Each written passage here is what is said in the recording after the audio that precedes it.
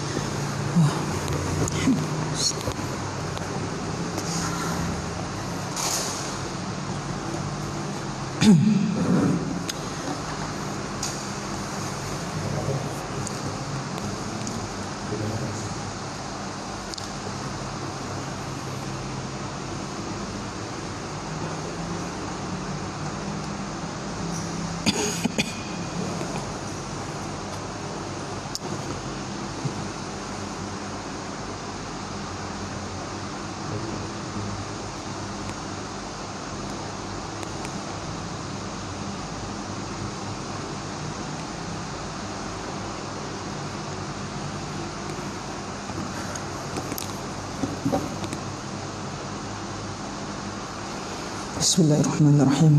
Assalamualaikum warahmatullahi wabarakatuh.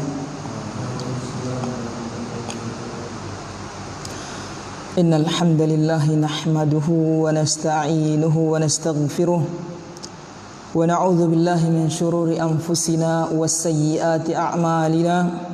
May yahdihillahu fala mudilla lahu wa may yudlil fala hadiya lahu. Wa ashhadu an la ilaha illallah wahdahu la syarika lah wa ashhadu anna Muhammadan abduhu wa rasuluhu la nabiyya ba'dah. Alhamdulillah, kita ucapkan syukur kepada Allah Subhanahu wa taala lahir maupun batin. Kita berterima kasih, bersyukur atas segala limpahan karunia, rahmat, hidayah. Ini yang paling penting, yang wajib untuk kita syukuri, hidayah, nikmat hidayah. Kemudian semoga salawat dan salam tercurah kepada Nabi Muhammad SAW, penutup para nabi, dan semoga rahmat tersebut tercurah juga kepada yang mengikuti beliau sampai hari kiamat dengan cara yang benar. Baik ya ikhwan, kajian kita melanjutkan fikih ibadah. Dari pertemuan sebelumnya alhamdulillah selesai kita, belum selesai ya, tentang apa? Selesai najis? Belum selesai. Belum ya?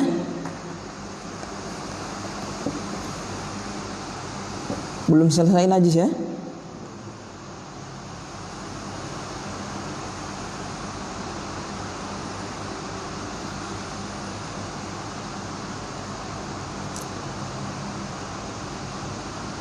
Ya, kayaknya najis belum selesai kemarin.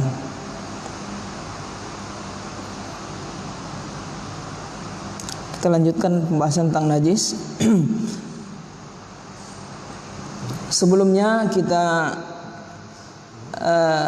nasihatkan pada diri kita untuk bertakwa kepada Allah Subhanahu wa taala dalam semua keadaan, dalam baik di hadapan manusia maupun dalam kesendirian.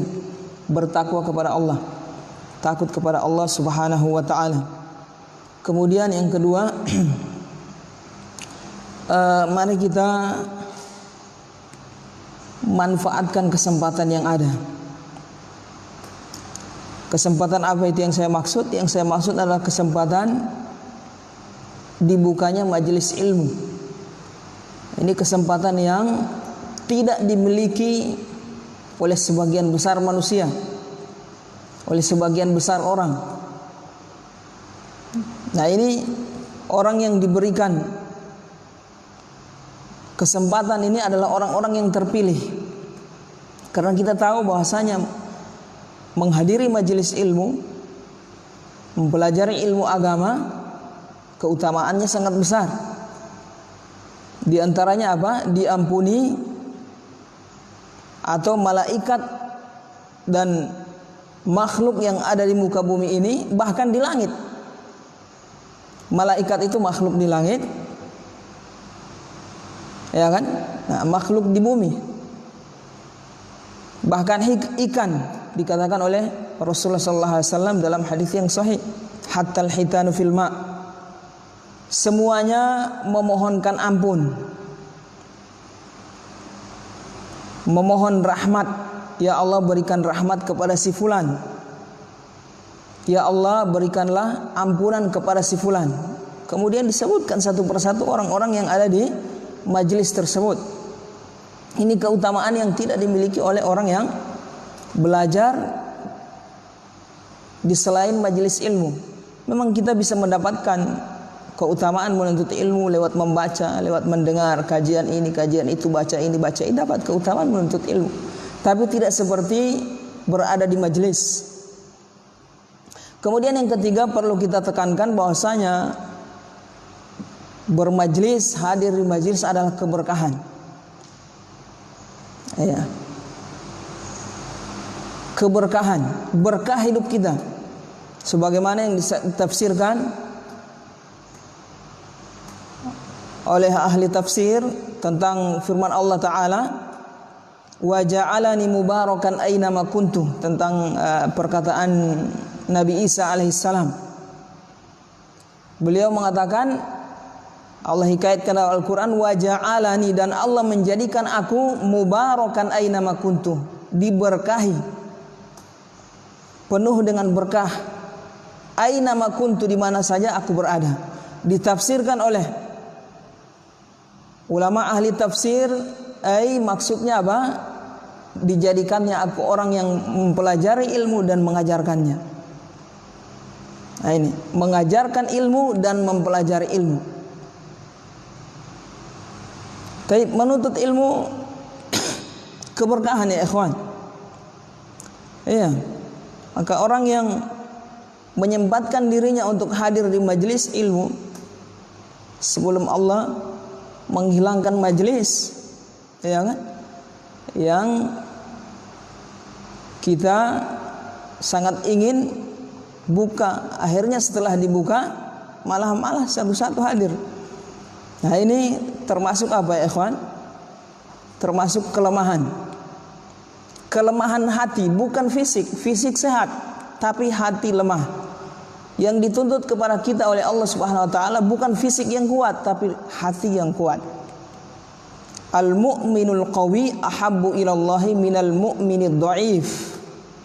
Orang iman, orang yang beriman yang kuat imannya, lebih Allah sukai daripada orang yang beriman tapi imannya lemah.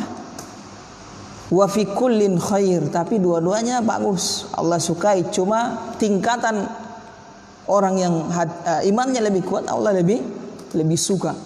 Kembali kemana ini? Ke hati. Nah ini, jadi kelemahan dalam menggapai pahala, menggapai janji Allah Subhanahu wa taala, termasuk keberkahan dalam majelis. Ini Allah janjikan, janji bukan iming-iming. Ya, janji. Beda kalau yang berjanji ini orang yang ingin mencalonkan diri untuk duduk di kursi. Ya, janji politik ini lain. Yang menjanjikan siapa ini?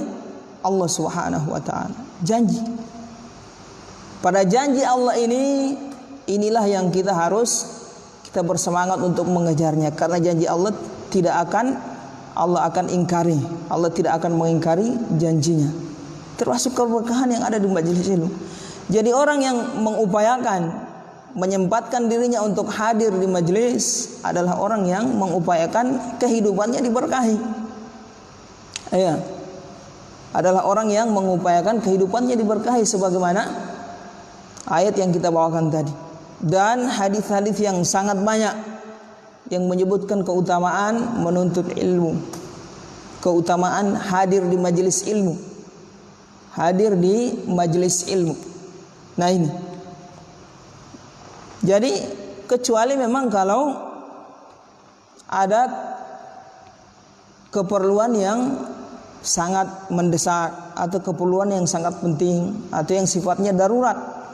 Nah ini mungkin kita bisa meninggalkan majelis. Tapi kalau hanya duduk santai, bermalas-malasan, meninggalkan majelis, ini termasuk bentuk apa? Kelalaian. Ya. Termasuk bentuk kelalaian, kelemahan dalam menggapai janji Allah Subhanahu wa taala berupa keberkahan. Keberkahan hidup, menuntut ilmu. Antum usahakan diri antum selama bukan perkara yang sangat penting, yang mendesak di majelis, insya Allah Allah akan berkahi hidup antum. Allah ganti dengan yang lebih baik. Ini keberkahan. Nah, jangan kita menyangka bahwasanya hadirnya kita di majelis ilmu akan menyita waktu. Ini sebagian orang datang di majelis ilmu bikin sita-sita waktu. Ini tidak benar. Ya, orang seperti ini orang yang imannya lemah, pengetahuannya dangkal. Ya, pengetahuannya dangkal tentang keutamaan majelis ilmu. Baik ya ikhwan, mudah-mudahan beberapa patah kalimat ini bisa memberikan semangat kepada kita mengejar janji Allah Subhanahu wa taala, di antaranya yaitu menggapai keberkahan dalam majelis ilmu. Baik, kita lanjutkan. Pada pertemuan sebelumnya kita telah jelaskan, kita telah sebutkan macam-macam najis. Ada berapa macam najis? Ada? Hah? Berapa? 50? Ada berapa?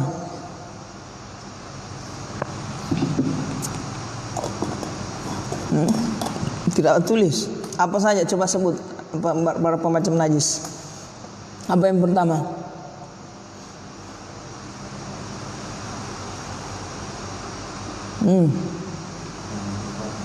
Najis, jenis-jenis najis, kincing gitu, kotoran. Yang pertama apa? Kotoran, kincing dari hewan yang haram dimakan. Kincing, kotoran dan kotoran hewan yang haram dimakan, itu najis. Kebalikannya, kalau kincing dan kotoran dari hewan yang halal dimakan, itu tidak najis. Iya. Yang kedua apa? Hewan yang ukurannya lebih dari kucing. Jadi kalau antum dapatkan hewan yang ukurannya lebih besar dari kucing, lebih besar dari kucing, dari hewan yang haram dimakan, bukan hewan yang yang halal dimakan. Halal dimakan tidak kita bahas ini. Ukurannya lebih besar dari kucing, dari hewan yang haram dimakan. Seperti apa? Anjing, babi, kemudian apa? Harimau, singa, keledai. Keledai masuk najis karena dia haram dimakan. Dan ukurannya lebih besar dari kucing. Kalau ukurannya sama seperti kucing, bahkan lebih kecil dari kucing, walaupun dia haram dimakan, selama dia masih hidup dia tidak najis. Seperti apa? Tikus. Tikus selama dia hidup antum pegang-pegang, tidak najis itu. Tapi kalau dia sudah mati, baru dia jadi bangkai najis. Begitu juga kucing, antum pegang tidak najis. Tapi kalau dia mati, najis dia. Paham ya? Paham di sini? Jadi semua hewan yang haram dimakan, ukurannya lebih besar dari kucing, najis, walaupun dia masih hidup. Lebih kecil dari kucing atau ukurannya seperti kucing atau lebih kecil dari kucing, selama dia masih hidup tidak najis. Kemudian yang ketiga apa? Muntah. Muntah masuk najis. Wajib bagi kita membersihkannya dari pakaian, badan, dan tempat sholat kita ketika ingin sholat. Kemudian madhi, kita telah jelaskan kemarin. Kemudian wadi, yang kelima. Kemudian yang keenam, darah dan nanah, kecuali sedikit. Kalau dia sedikit dimaafkan. Misalnya ada keluar darah sedikit, nempel di pakaian antum bawa sholat, ini boleh, sah. Sedikit tapi. Kemudian yang ketujuh, al-khamru, minuman keras. masuk najis, mojito, whisky dan seterusnya. Itu merek-merek itu. Semua minuman keras najis. Kemudian yang kedelapan apa? Bangkai. Semua jenis bangkai kecuali tiga yang dikecualikan dari bangkai yang bukan najis. Apa? Bangkai manusia, bangkai hewan yang darahnya tidak mengalir, dan hewan laut. Itu suci bangkainya. Selain itu najis. Bangkai kambing najis tidak? Apa yang dimaksud dengan bangkai di sini? Hewan yang mati tanpa disembelih secara syar'i. Itu yang dimaksud bangkai. Hewan yang mati tanpa disembelih secara syar'i. Walaupun dia sembelih, coba dia tidak baca bismillah misalnya. Sengaja tidak baca bismillah. Tapi saya sembelih. Orang itu sembelih. Bangkai tidak? Bangkai. Karena dia tidak sembelih secara syar'i, tidak menyebut nama Allah Subhanahu wa taala. Tidak pakai bismillah. Taib itu macam-macam najis, ada 8. Itu wajib untuk kita ketahui karena ini berkaitan erat dengan sholat. Intinya sholat sebenarnya. Permasalahannya di sini Allah memerintah kepada kita untuk sholat. Berarti konsekuensinya semua yang menghalangi kita untuk bisa sholat, untuk sah sholat kita itu harus kita ketahui. Di antaranya mengenal jenis-jenis najis. Kemudian pembahasan yang berikutnya, la yushtaratu fi ghuslin najasati niyah, tidak disyaratkan niat dalam mencuci najis. Dalam membersihkan najis tidak disyaratkan niat. Berbeda dengan wudu atau mandi menghilangkan najis, menghilangkan hadas. Apa itu menghilangkan hadas? Berwudu dan mandi wajib. Menghilangkan hadas 2, hadas besar, hadas kecil. Wudu, hadas kecil, hadas besar, mandi wajib. Ya. Nah, ini disyaratkan niat. Antum kalau wudu tanpa ingin niat mengangkat hadas, sementara antum berhadas, tidak sah wudunya. Paham tidak? Nah. Mandi juga demikian.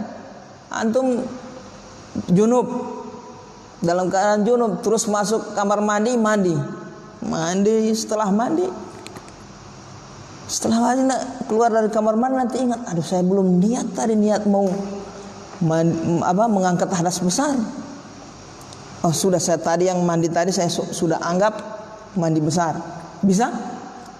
Tidak sah. Karena antum waktu saat mau mandi tidak pakai niat. Saat mau mandi tidak niat ingin mandi wajib atau ingin mengangkat hadas besar.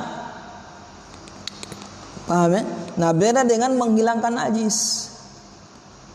Yang dituntut kepada kita hilang najis, selesai. Caranya bagaimana hilang itu najis?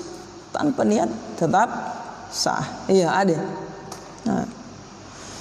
Kemudian pembahasan yang ketiga, al-muzalu bihi. Cara membersihkan najis.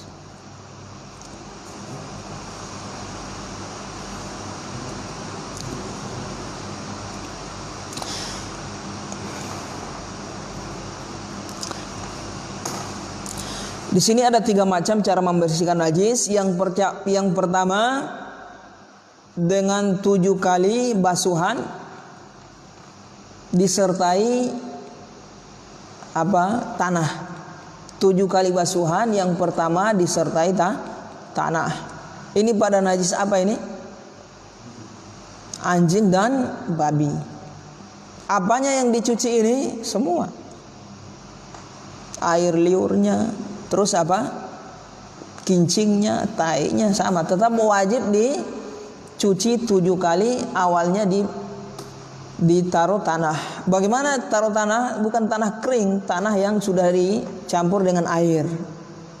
Nah, tanah antum taruh air, kemudian dilumut, baru digosok-gosok di bejana atau tempat yang kena najis tadi itu. Najis apa? Anjing atau babi. Paham di sini? Kena pakaian, kena apalagi bejana atau apa saja. Nah, dicuci 7 kali. Yang pertama dengan tanah yang dicampur dengan air. Kemudian macam yang kedua dengan air tanpa tanah. Tadi dengan basuhan dengan air 7 kali, diawali dengan tanah. Yang kedua dengan air tanpa tanah. Cara yang kedua dengan air tanpa tanah.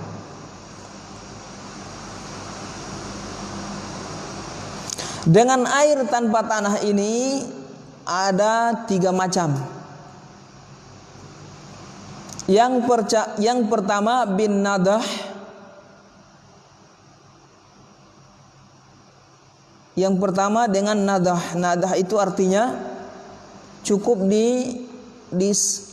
disiram air di tempat yang kena najis itu tadi. Nah, ini berlaku pada apa ini? Najis, kincing, bayi laki-laki yang belum makan. Yang pertama bin nadah dengan menyiramkan air di area yang kena kincing tadi itu. Kincing bayi laki-laki yang belum makan. Kalau bayi perempuan tidak masuk, biar belum makan. Nah, kemudian kalau dia sudah makan, kalau dia sudah makan juga tetap tidak boleh. Artinya harus dicuci, Jadi yang cukup untuk disiram air, artinya di sini kena pakaian misalnya ini, cukup antum basahi itu karena air, antum basahi dengan air sudah cukup. Tidak wajib untuk diperas, apalagi dicuci. Tidak wajib untuk diperas, apalagi dicuci. Jadi cukup antum basahi dengan air, area yang kena itu sudah. Paham? Ini namanya nadah. Ini cara yang pertama bin nadah, yaitu berlaku pada kencing bayi laki-laki yang belum makan, masih ASI, minum ASI, murni masih minum ASI. Paham? Di sini begitu juga kincingnya dan muntahnya. Muntah kan najis tadi ya. Muntahnya juga cukup ditaruh air. Kemudian yang berikutnya bi ghuslatin wahidatin. Yang kedua, ini masih dengan cara yang kedua, dengan air tanpa tanah. Yang pertama kan dengan air pakai tanah, itu najis babi dan anjing. Yang kedua dengan air tanpa tanah. Ini ada tiga macam. Yang pertama cukup dengan melumurinya dengan air, ya. Yang kedua dengan 1 kali basuhan, 1 kali siram pakai air. Ini berlaku an-najasatu 'alal ard, pada najis yang terkena di tanah atau lantai yang tanah. Misalnya ada orang pipis di tanah, cukup disiram air 1 kali, cukup. Ya, kalau tai misalnya ya harus itu tidak bisa sekedar antum siram tai menyebar kemana-mana. Kalau tai kan itu zat ya, itu harus dikeluarkan, harus diambil kemudian dibuang, bukan disiram. Tidak cukup. Jadi yang disiram ini yang sifatnya cair. Nah, seperti kincing. 1 kali cukup, 1 kali. Kemudian yang ketiga, yang ketiga, ini masih dari yang kedua ya. Yang ketiganya bisam'i ghusalatin, dengan 7 basuhan. Bisam'i ghusalatin dengan 7 basuhan. Ma'ada dzalika, yaitu berlaku pada najis selain yang disebutkan di atas.